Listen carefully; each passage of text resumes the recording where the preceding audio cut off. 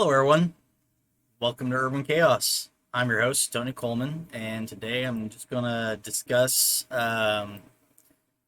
basically a tip about how to make your games a little bit more fun as a GM for the players. Because um, what I've found in a lot of games, a lot of new GMs especially, tend to struggle quite a bit with making their games stand out.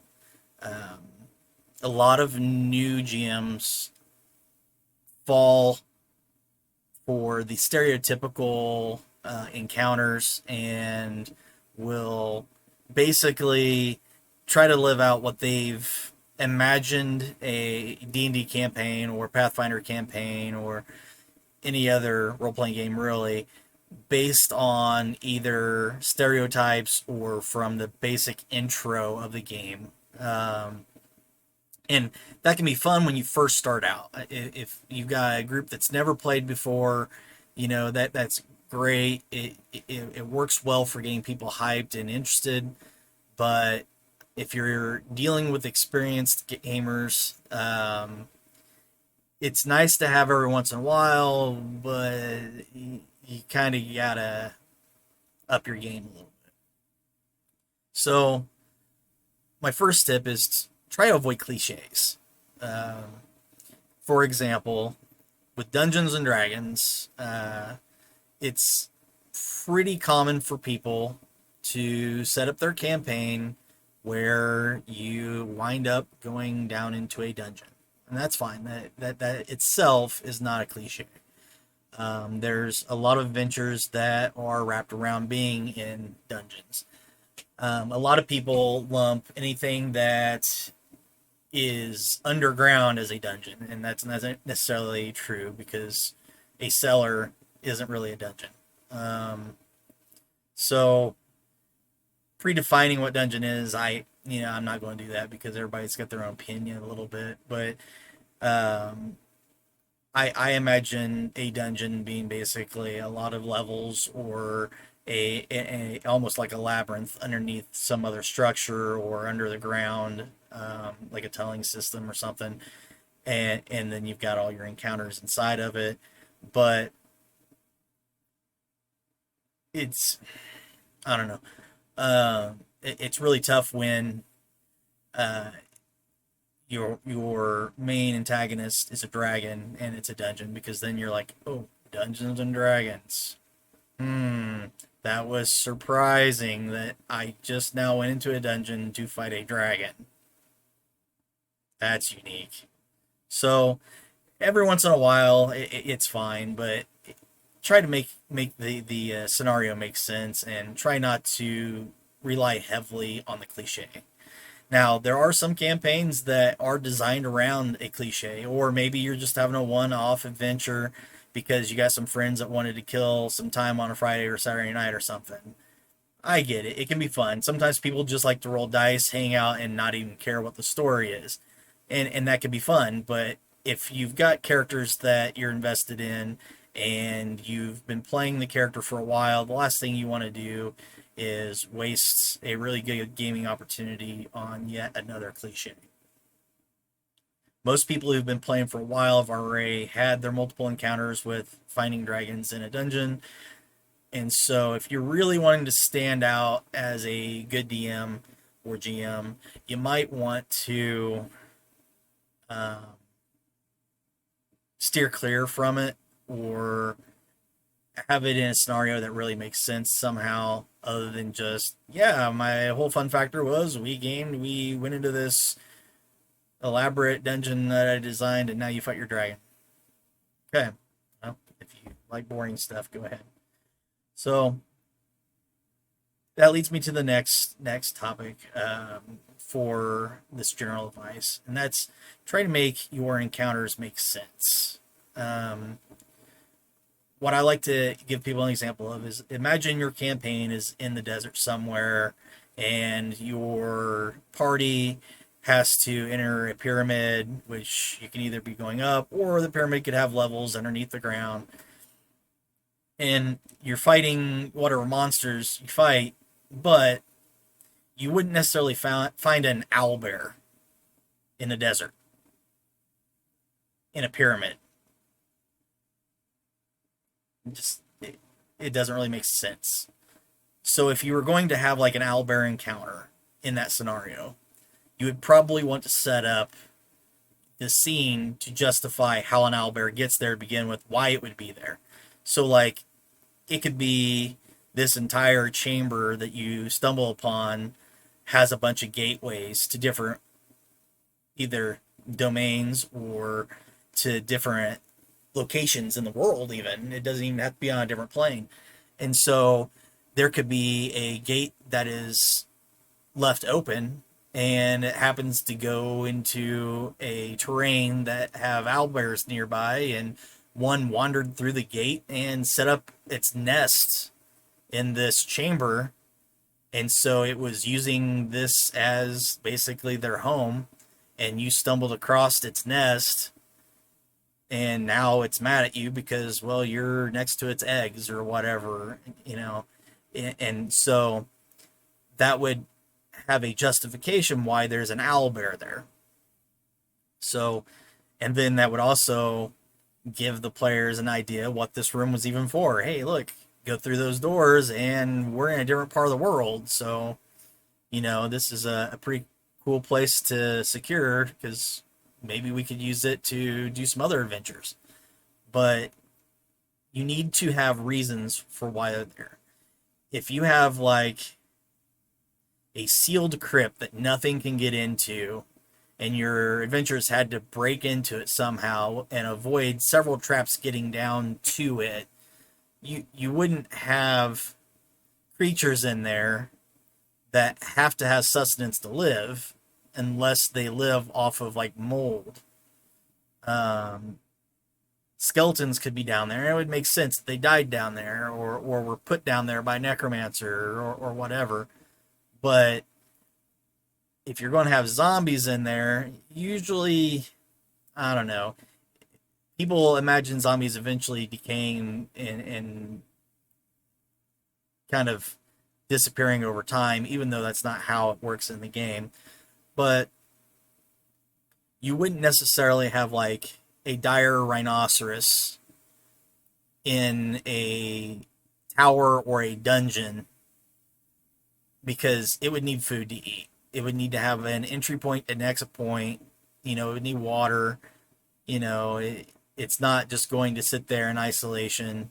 So why would you ever encounter something like that? Even having dire rats in a dungeon that's sealed up and the storyline is that nobody's been there for like 500 years, why would there still be rats in there? By that point, everything would probably be eaten up and gone.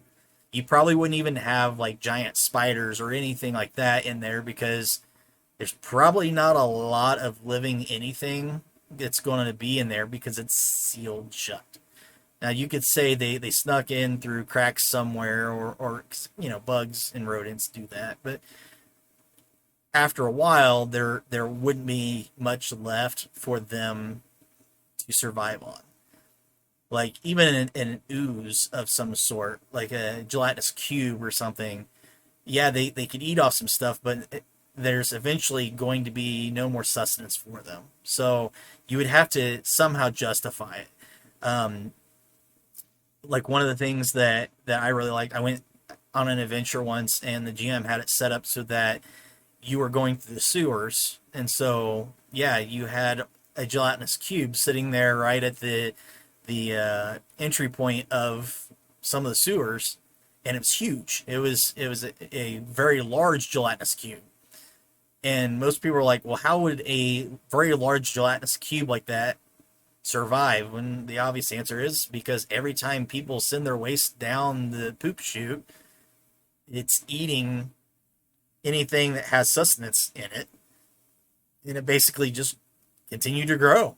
So now here you're encountering this sloth-like gelatinous cube that has done nothing but have a free smorgasbord on nutrition sitting at this location, and you've got to get past it, and it's looking at you like, hey, there's some more to eat and it looks tastier than what I normally get. In that scenario, it makes sense. But would you have a dire shark in a sewer? No, because it doesn't make any sense. So get creative, but make your scenarios make sense. Um, if you want something off the wall that doesn't make sense for it to be there, have some kind of a summoning trap and make it a summoned monster instead of just an actual creature hanging out wherever you are. But just keep in mind that if it's a summoning trap, it's going to radiate magic, and so that gives them an opportunity to detect it and disable it. I've ran into a lot of these scenarios. I've gone to a lot of encounters that really don't make sense on why you're fighting what you are, how it ever got to be the way it was, um, and it doesn't even have to be just monsters. Think about the treasure and loot that's in your adventure. Every time you kill monsters or whatever, you're supposed to have certain loot. Um, it could be randomized, and they have the random tables in the book to use so that it is randomized, and that to me that feels very video game-ish. Because like if you're fighting a skeleton and then when you kill him you're looking through the treasure that you're supposed to get and suddenly it's like a +1 fire bursting sword, you gotta ask, why wasn't the skeleton using a +1 fire burst sword against me? Why wouldn't that be part of its weaponry? If you're finding like a +2 full plate, why wasn't the monster using +2 full plate? And granted, if it was like an ooze, it could have been just sitting inside of it from the last person it digested. That would make sense. But if it's randomized and it's like, oh, here's a treasure chest that this skeleton was sitting next to, it's like, why wouldn't the guy who had the skeleton protecting it use it? Use it with the skeleton, have the skeleton using this frost brand. It doesn't make sense for the encounter to not utilize some of the stuff that's there. So keep that in mind when you're doing it. Like a horde of plague rats isn't going to have a need for thousands of coins all piled up in this room. Odds are it didn't drag everybody back to this room and they just happen to have these coins, and then you don't see these bodies laying around anymore. They're not going to hoard the coins. So you really need to try and justify with a little bit of logic and common sense. Again, if your campaign is designed to be just cliche, funny, nothing has to make sense, we're just rolling dice, that's fine. Make sure your players are aware of that to begin with, because it can be very frustrating for players and it can take away from your game to where they just don't want to play with you anymore if that's your playing style. So that's the biggest thing, is be upfront to begin with on how the playing style is going to be. Which brings me to my third point of this video. Also, not only explain how the feel that you want for your campaign to the players, but make sure the players make sense as well, like their characters make sense. If you're going to be in a dungeon crawl and say it's going to be a lot of 5-foot hallways that you're going down, odds are your paladin is never going to get an opportunity to utilize his special mount. I mean, let's be realistic. He's probably not going to be riding a horse, which is usually a large-sized creature, down a 5-foot dimensioned hallway. And so if that paladin is designed to utilize mounted combat and wants to utilize that special mount in combat, even if he's not mounted on it, it's really going to fail. Because yes, he could charge down the hallway, not very well because the horse is, not small enough really to fit, but he's going to have to be in the front, and then he's going to be the one attacked all the time. Eventually his special mount's going to die unless he just, sends it back to whatever plane it comes from. And that's one of the best examples I can give, is mounted combat in the wrong situation. If it's not an open field or a large open area mounted combat really doesn't work out well in a lot of scenarios. So you want to have these conversations with your player and say, hey, I like the idea of your character, but unfortunately, you're not going to see a lot of scenarios in this campaign where that's going to come into play, or it's going to be handy, or you're probably going to be very disgruntled because you're either going to keep losing your special mount, which takes a while to get back, or you're just probably not going to have any scenarios where you're going to have a case that you're imagining in your head while you're making this character. You could put those abilities, skills, or whatever in better areas to make your character better. You probably don't want someone who's a barbarian walking around in an area where it needs a lot of social grace. Yes, you can have fun role playing it, but it's going to draw a lot of attention to the character. You're going to be focusing a lot of time on the entire group trying to clean up the barbarian's mess. Then it's probably going to be worth for the group. And you may have a social group who doesn't care, and they may find that as part of the fun, but it does get old after a while. And so if a barbarian isn't going to fit the group very well for the campaign that you have set up, then you may want to talk to them about either not playing a barbarian or coming up with a justification for your barbarian to be a little bit more civilized, or not being the stereotype barbarian. Like, you don't have to get mad and crush everything that you see just because you're a barbarian. And what's considered a barbarian can differ vastly too, because some people look at Vikings like they're a barbarian culture, and you could have like in some cases you could say natives are the barbarians, even though some others may say they're more like druids or rangers. It all depends on how you want to set up your campaign, but you can have a lot of versatility on what the class is. And so if you're in a area that hates wizards and sorcerers, well, if you got a wizard or sorcerer in the group, they're probably going to have a lot of conflict. So you may want to talk to them and be like, hey, you're being a wizard with an insanely high intelligence. You're probably going to be smart enough not to walk around with robes and your book hanging out. You probably want to dress up like, a regular traveler, maybe a merchant, and just leave your book in your bag, or not be pulling out a ton of wands, or just act like something else. And so there's a lot of options for that. If it's a one-person campaign, which some people do because they like doing those, having a character that buffs others, like a lot of bards and sometimes paladins and some of your casters can do, probably isn't going to be the great choice, because then you're going to have to juggle a lot of NPCs for that character to be useful.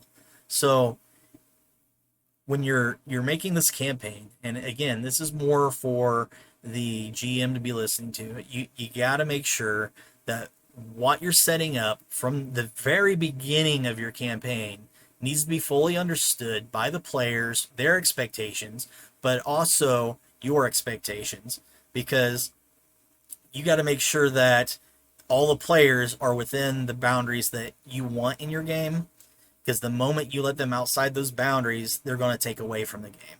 Now, who's it take away from? Usually it's everyone but that one person. Sometimes it's just taken away from the GM. The GM loses interest in running the campaign. And let's face it, if the GM has no fun running the campaign, there is no campaign. If all the players lose interest in the campaign, obviously no one's going to play with the GM. So you have to have these understandings and try to make everything make sense. And if you're going to have something kooky that things just don't make sense, that's fine. Just make sure everybody's on board. I've ran several games where one or two players just wanted to be kooky the entire time, and they did really stupid things all the time. And unfortunately, their characters were also designed to be a little more maximized than some of the others, because the others wanted more role-playing characters. And so their characters became either depended upon more than others because they were more powerful, or they became too powerful and they could pretty much force the rest of the group into that direction.